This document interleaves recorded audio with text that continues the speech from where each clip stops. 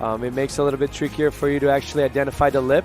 So for them to get the practice early the last few days and to get going, if they go to the elimination round, which is a lot of them, 24 of them will do it today, so it's a little bit of an advantage. She knows it's there, and it actually calms her down as you see the hydrofoil in motion. Edgard creating history and getting the first wave at the CT level here in the UAE. Foam climb to come around the corner. A lot of surfers in the practice were getting maybe 3 turns before the barrel. Edgard coming off the roof again. You see the crumble changing the dynamic of this hollow part of the wave. Now pulling in and disappearing completely. Edgard gets stuck on his opening ride. It's going to be a very strong offshore. I wonder how it's going to deal with the wave and how tricky it's going to make it for the surfers to actually put their rail on the water, because it gets a bit chattery sometimes. There's a big clock that Connor can look at if he wants to know how much time he has before the hydrofoil gets in motion. You can see it there on the left part of your screen. Those red numbers tick down, and then the hydrofoil will head his way. Stay really close to the netting there. And it will only take Connor a couple of paddles, and he'll be up and riding on his opening ride of the Surf Abu Dhabi Pro, Stop 2 of the World Surf League Championship Tour. Creating history here in the Middle East as we have Connor getting started. Nice snap to start. Now seeing the conditions on the left compared to the right. Big whip there. Solid turn before entering the barrel. Trying to burn off some speed. Didn't quite disappear. Now back out to business off the lip line. Punching that one out quickly. Laying back. A solid decision just to change gears with some variety on the open face. Now disappearing for a moment. More travel time on the second barrel section, and puts a lot into the finish, but lets go of it. And will be incomplete on the final turn. That's better, definitely, from Connor. And just, I think, smart of him, you know, like he probably, this is a mature guy, has been on tour for so many years, and just smart to get that score on the board, because there's a lot of wind. It changed a bit from what those guys have been surfing the last few days, so it probably going to feels good for him to finish a wave off. Obviously, had a little bit more on the bone because he fell on the last turn, but still, solid surfing from him. As you're going to see here, with this offshore winds, kind of like devil winds, kind of cross offshore, it opens up the barrel and it gives him the opportunity to actually get in the barrel with a clean face.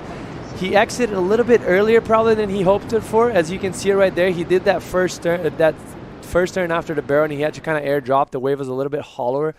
And then this is the second barrel. Just sneaking through that. He's a big guy. He did a good job to get under the hood right there. And this was the best turn of the wave so far. He's going to push that back foot. Beautiful style from him. Get that release from the tail, but that inside nose and the rail just...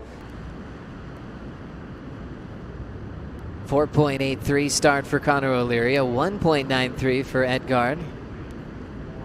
Remember, you get 2 rights, 2 lefts. You count your best right and best left. Your hope is to win these qualifying round heats and go straight to the round of 16. There's the countdown timer for Jake. He knows the hydrofoil is going to be on the way. They've got a lot of different settings for waves on demand. You could have a wave that can have beginners get their first wave of their life on, and you can speed up the setting and get the longest barrel of your life here in the same basin. This one's got a nice pace to it, so really let these guys open up. Jake setting up his first climb.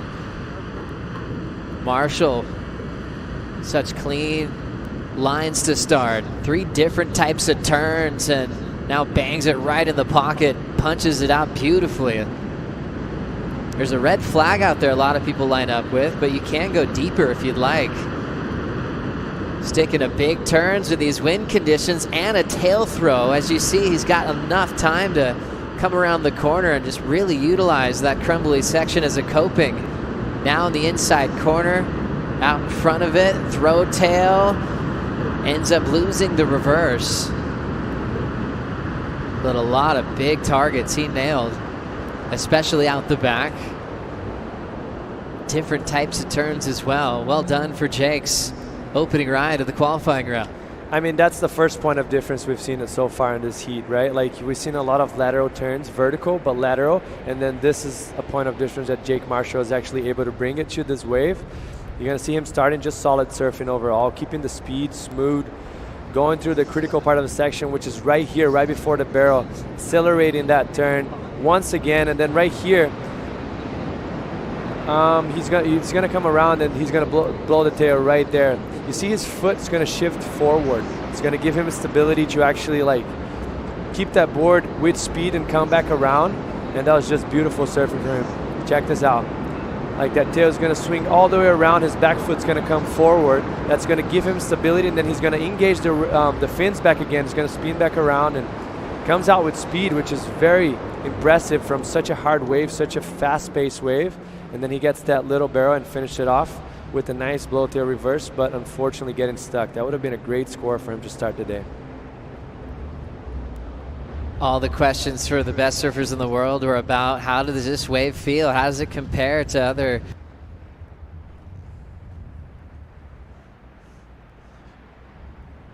To try to get yourself out of that leaderboard sudden death round under the lights tonight.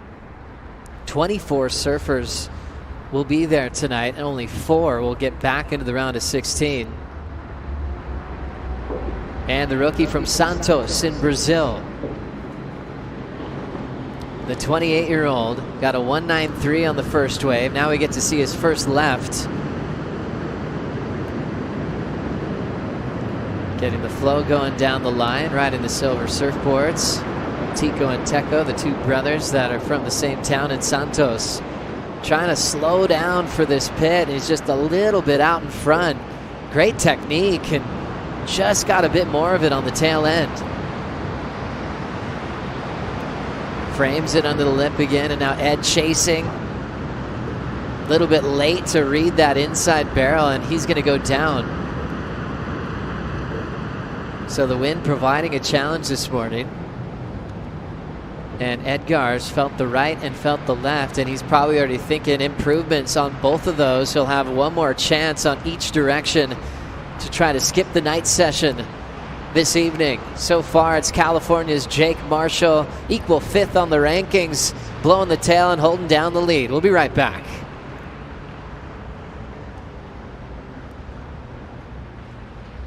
Really the ultimate surf getaway.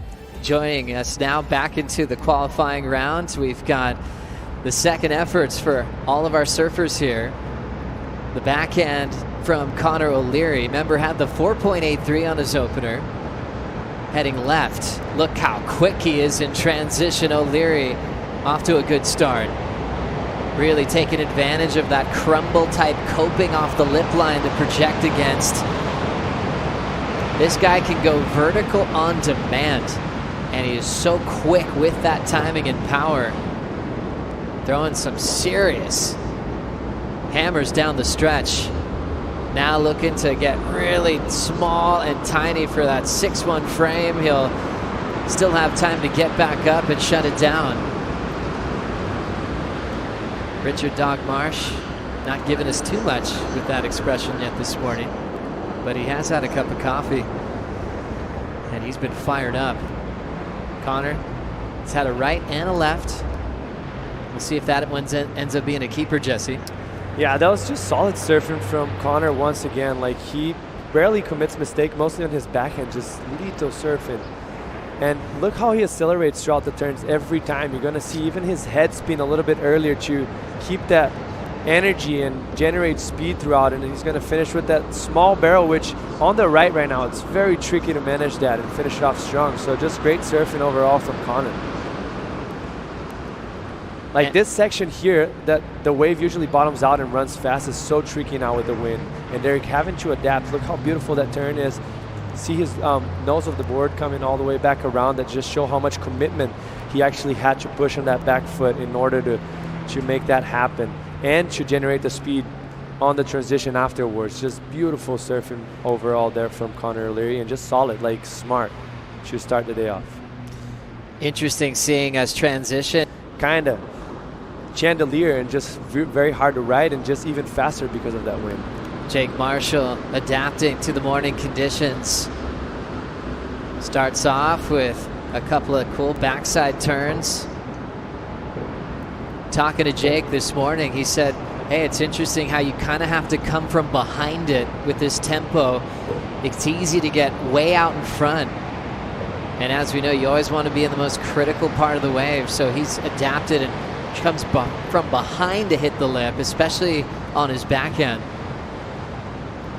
Traveling through this tunnel on the inside corner, he'll look for one more blow. It ends up being the backhand reverse. Class act of a competitor. Enjoyed some moments inside the WSL Final Five picture through certain parts of the year last year. Jake had the 5.0 start on the forehand. Now is left, chasing a 5.34 to take the lead off Connor. What I love about this wave from Jake is just the variety. It's so easy for you to keep the repetition on your backhand, mostly in a wave that has the same pace throughout the whole entire period of the wave, because the foil runs the same speed throughout. So he was able to actually bring him around. Beautiful barrel. Just right now you're going to see him takes his moment, high lines it, and then he starts once again. But he's mixing it up, carves with tail blows and just the normal snap. So you're going to see him finish it off with a beautiful reverse right there, coming out very clean. Just good variety overall, and it's not easy to do that here. It's very easy for you to just keep the repetition throughout the whole wave. Edgard Groggia was part of the Oakley team with Miguel Pupo, Italo Ferreira, Jadson Andre, then disappeared from the global spotlight and came back, and look at him. Always kept up to the pace with high performance, and right there on a stumble from the roof is really going to cost Ed. Richard Dog Marsh, his coach from that part of Australia, watching Connor now. His first left was a 4.83. That's where he's wanting to make some improvements. And looking to pull up and under, just slowing things down. Nice little ride in the pocket. Now looking to unload. Jams it quickly. Throwing some water, complete redirect right into a climb. Punches the lip line, and now into that inside end section barrel. Finishing move. Tail blow incomplete again. He's the oldest brother in his family. Nick and Connor probably watching on from home across the planet in Southern California. There's a climb to start for Jake. Coming from Seaside Reef, throws down a nice clean cutback.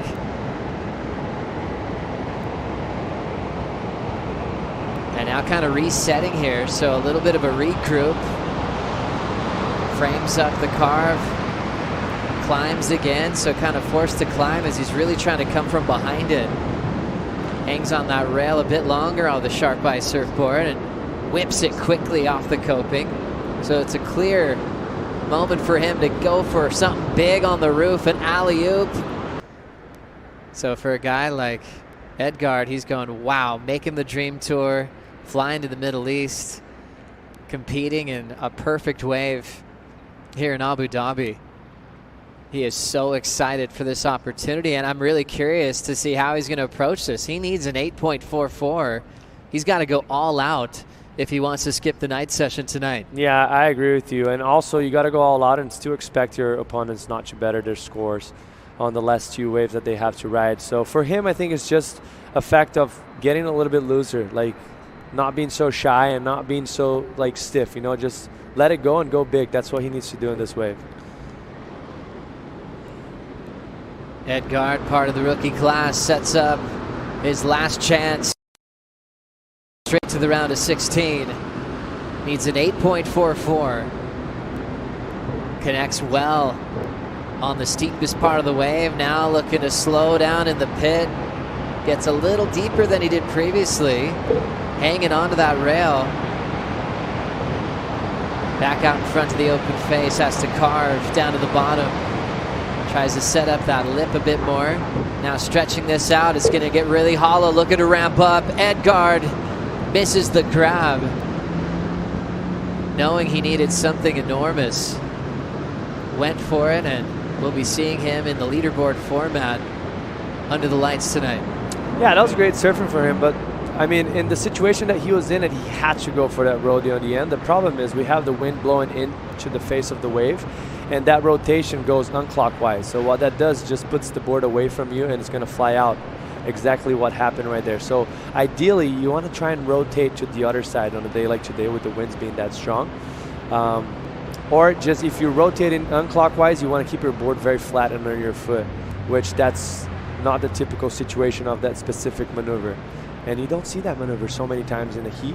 And this, I mean, obviously Pat Gudauskas has to hold it down. One of the guys that mostly has done that turn in heats. You're going to see him eyeing it down right there. You see the wind blowing into the face of the wave, and it's just going to push his board away from him. And he's doing the whole rotation almost perfectly. He's going to land perfectly, but just without the board. Just imagine if he got the grab on that one. Yeah, the rodeo flip, it just... Jake will have one more shot. Connor's already had both of his lefts, so this will be on his backhand attack, which is currently his highest score. So he has to better a 5-5 here to make a difference.